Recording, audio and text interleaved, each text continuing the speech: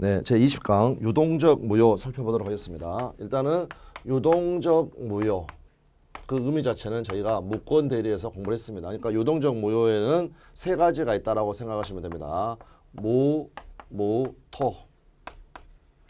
지금 이제 전부 다 나와 있는 건데 이미 이걸 우리가 공부를 했죠. 무권 대리는 대리권이 없으니까 무효는 무효인데 본인이 추인을 하게 되면 유효가 된다라는 겁니다. 다음 이거는 무권 처분. 더 길게 하면 무권리자의 처분 행위. 그 다음에 이거는 토지거래 허가구역 내의 거래 계약. 이렇게 되겠습니다. 그러면 무권 대리는요, 아들이 사고를 쳤다. 그러니까 우리 민법 공부를 할 때에는 아들이 아버지 재산 팔아먹는 방법은, 몰래 팔아먹는 방법은 두 가지가 있다. 무권 대리는 뭡니까? 위임장을 위조를 하는 겁니다. 그 다음에 무권 처분은 뭐냐면 등기 관련 서류를 위조하는 겁니다. 그 다음에 애들의 차이는 뭐냐면 위임장을 위조했을 때는요, 이거는 대리니까 가가지고 아버지 매도인 갑 대리인 을입니다 라고 파는 겁니다. 그런데 이제 무권 처분 같은 경우에는요, 갑 소유의 부동산을 아버지 거다, 그 다음에 을이 등기 관련 서류를 다 위조를 해가지고 자기 앞으로 등기를 하는 거죠. 그리고 병하고 매매하고 다음에 등기를 격려를 해준다. 네, 그래서 만약에 등기부로 본다면은요, 갑에서 을 앞으로 이전이 되어 있겠죠. 다 위조했으니까 매매 등을 원인으로 해가지고요. 그 다음에 3번 병 앞으로 이전을 해준다. 그런데 이 매매계약 자체는 의무 부담 행위로 유효하지만 4월 1일 날 하는 거, 6월 1일 날 물권 행위를 하고 등기를 넘겨주려면 어때야 됩니까? 처분권이 있어야 되죠. 근데 처분권이 없으니까 그 사람은 무권 처분이다. 무권리자의 처분 행위다라고 부른다는 겁니다. 그러니까 무권 처분은 무효죠. 무권 처분은 무효. 근데 무권 대리하고 똑같습니다. 만약에 아버지가 아들이 사고 친 거 이거 인정을 하겠다. 분명 지금 무효인데 아들이 그래 아들이 사고 친 거 내가 받아들이겠다라고 해버리면 얘들이 다 유효가 되어 버린다는 거죠. 유효가 되니까 어떻습니까? 유동적이다. 그 무효는 원칙이 확정적 무효인데 확정적으로 무효인 게 아니라 다시 유효가 되니까. 그리고 얘들은요 전부 다 이제 소급표가 있게 됩니다.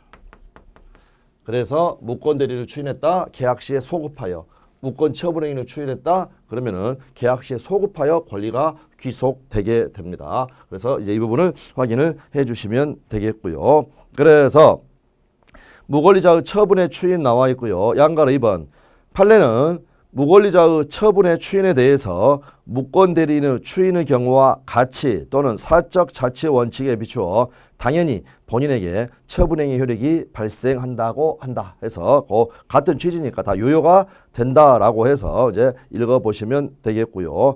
두 번째 판례에서는 마지막에 보시면 무권 대리나 그 상대방 어느 쪽에 하여도 무방하다. 아들이나 상대방 어느 쪽에 하여도 무방하다. 좋은 게 좋은 거니까 우리가 대리에서 이야기했던 것처럼. 네, 다음이 이제 바로 토지거래 허가구역 내의 매매 계약을 이야기를 합니다. 토지거래 허가구역에서 이제 허가를 안 받았으면 이거는 무효인데요. 무효인데 이제 유동적 무효라고 한다. 그 말은 무슨 말입니까? 허가를 받게 되면 처음부터 소급해서 무효가 된다. 네. 그래서 이런 것들을 유동적 무효라고 합니다. 그러면 일단은요. 유동적인 상태가 계속되지는 않을 겁니다. 그러니까 어떻게 하면 확정 유효가 되는지 또 어떻게 하면 무효로 확정이 되는지 네. 그 사유들을 확인을 하면 되겠죠. 대표적인 확정 유형은 어떤 게 유효가 되는 게 어떤 게 있겠습니까? 가서 허가를 받으면. 그래서 그 이제 박스는 여러분이 한번 쭉 읽어 보시면 되겠고요. 밑줄만 보시면 마지막 밑줄만 보시면요. 권리의 이전 또는 설정에 관한 어떠한 내용의 이행 청구도 할 수가 없으나 일단 허가를 받으면 그 계약은 소급해서 유효화가 된다. 또 유효가 됐으니까 허가 후에 새로이 거래 계약을 체결할 필요는 있다 이렇게 되어 있습니다. 그러면 이제 확정적으로 유효가 되는 사유가 나와 있죠. 대표적인 게 허가를 받았다. 토지거래 허가구역이었는데 지정 해제가 되었다. 투기 목적이 없어졌다라는 거죠. 투기 위험이. 다음 허가구역 지정기간이 만료가 됐는데 그 후에 재지정을 하지 않았다. 네, 얘들을 확인을 해 두시고요. 다음에 무효 사유가 나와 있죠. 확정적 무효로 되는 경우. 그래서 여기는 두 문자로 해가지고요. 배탈 불상정지. 네, 투기꾼들이 많이 처먹으려고 하다가 배탈이 났는데요. 어찌됐건 화장실 왔다 갔다 하는 거 보니까 불쌍하더라. 그러니까 정지해라. 그래서 배탈은 보시면 허가를 배제 잠탈하는 겁니다. 투기꾼들이 하는 거죠. 다음에 배탈 불은 뭡니까? 허가받으러 갔는데 불허가 처분이 떨어졌다. 다음이 쌍. 당사자 쌍방이 허가 신청을 하지 않기로 의사표시를 명백히 했다. 둘이 가가지고요. 허가를 받아야 유효가 될 텐데 허가 신청을 하지 않기로 명백히 하니까 허가가 받아질 일이 없죠. 그러므로 무효로 확정이 된다는 겁니다. 다음에 토지거래 허가를 받기 전에 이미 정지 조건이 불성취로 확정이 됐다. 정지 조건은요. 이제 우리가 조건에서 배우겠지만 성취되면 유효가 되는데 가령 이런 겁니다. 시험에 합격하면 자동차 주겠다. 그러면 시험에 합격하면 자동차 달라고 할 수 있죠. 그래서 합격해야 그 조건이 이루어져야 유효가 되는데 시험에 떨어져 버리면 어떻습니까? 달라고 할 수 없죠. 그거 똑같은 겁니다. 그게 바로 불성취죠. 네, 그 경우에는 무효로 확정된다. 그 다음에 이제 유동적 무효 상태에서 법률 관계가 있는데요. 이 유동적이다, 다음에 무효이다. 각각 따로따로 보는 겁니다. 무슨 말이냐면 유동적 무효라는 것은요. 협력 의무가 있다라는 겁니다.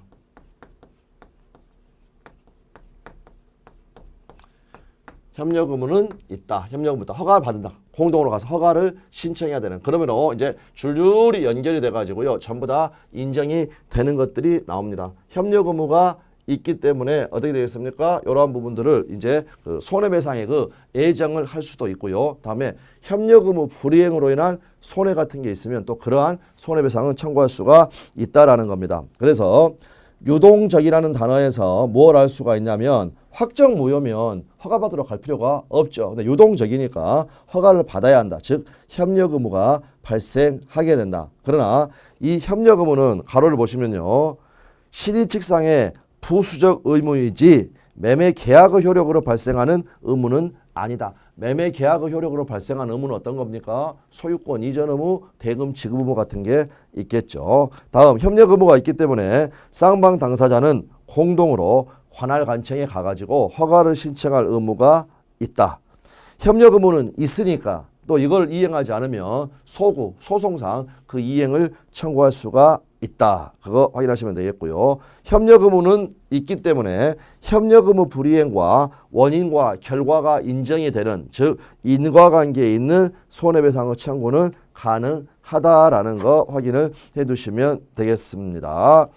다음에 이제 협력 의무와 관련해 가지고요. 디귿번이 아주 중요합니다. 전부 다 X가 쳐져 있죠. 동시행 X, 이행의 착수 X, 거래계약 해제 X, 부당이득 반환 청구 X. 네, 그 부분들을 이제 두 문자로 하셔가지고요.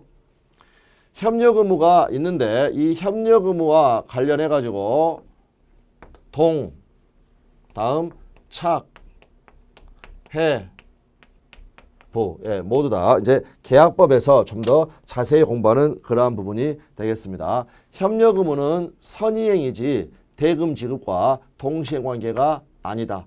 협력 의무를 해서 허가를 받았다. 이거는 해약금 해제에서 나오는 이행의 착수가 아니다. 협력 의무는 부수적 의무에 불과하기 때문에 협력 의무 불이행을 이유로 해제를 할 수는 없다. 다음에 협력 의무가 있는 유동적 무효 상태에서는 계약금 부당이득 반환 청구가 안 된다. 이제 이 부분들이 계약법하고 연결된 가장 중요한 부분이다. 이렇게 해서 먼저 확인을 중요하다라고 생각을 해주시고 계약법을 공부하면서 계속 확인을 해주시면 되겠습니다. 다시 한번 그래서 A번 보시면 대금 지급과 동시행 관계가 아니다. 이거는 협력 의무가 선이행되어야 한다라는 겁니다. 그 다음에 B번에 허가를 받은 것 이행의 착수가 아니다. 그 다음에 C번 협력 의무 불이행을 이유로 해가지고는 거래 계약 자체를 해지할 수가 없다.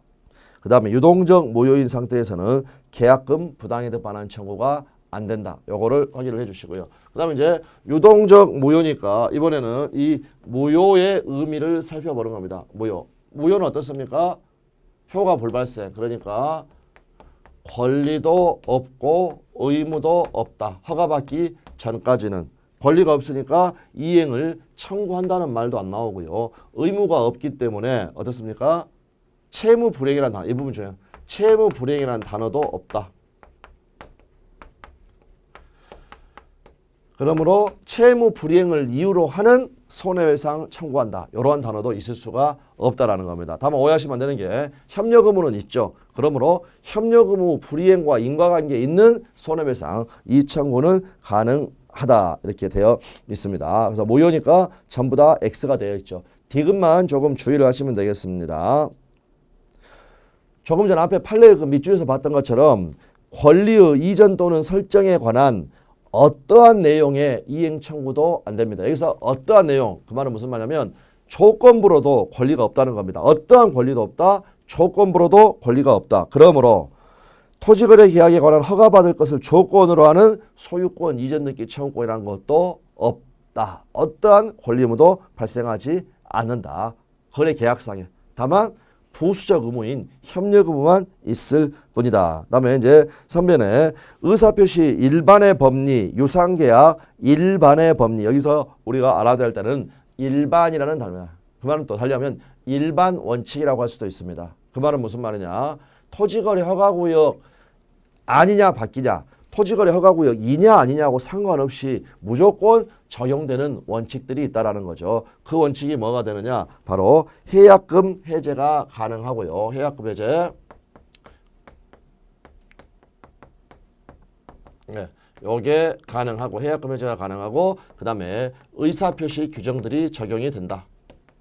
의사표시 규정이 적용된다는 말은 토지거래 허가구역 내의 거래계약을 사기를 당해서 만약에 체결했다. 그러면 유동적 무효인 상태에서도 사기를 이유로 취소할 수가 있다라는 걸 확인을 하시면 되겠습니다. 네, 그래서 기업법 보시면요, 토지거래가 계약 당사자의 표시와 불일치한 의사, 즉 비통착, 비진입 표시, 허위 표시 또는 착오, 다음 사기 강박과 같은 하자 있는 의사에 이루어진 경우에는 이들 사유에 의하여 그 거래에 무효 또는 취소를 주장할 수 있다. 니은번 보시면 해약금 해제가 가능하다. 다음 기타의 쟁점, 계약금 반환 청구는 동착해부, 유동적 무효 상태에서는 계약금 부당이득 반환 안 된다고 그랬죠. 그러나 확정 무효가 됐을 때는 계약금 반환 청구가 가능하다.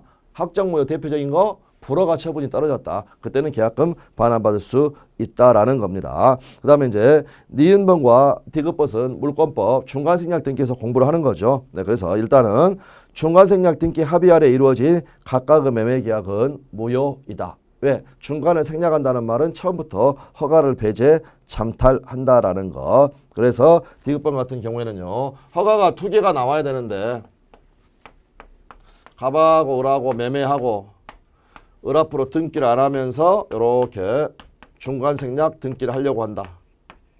미등기 전매가 되겠죠.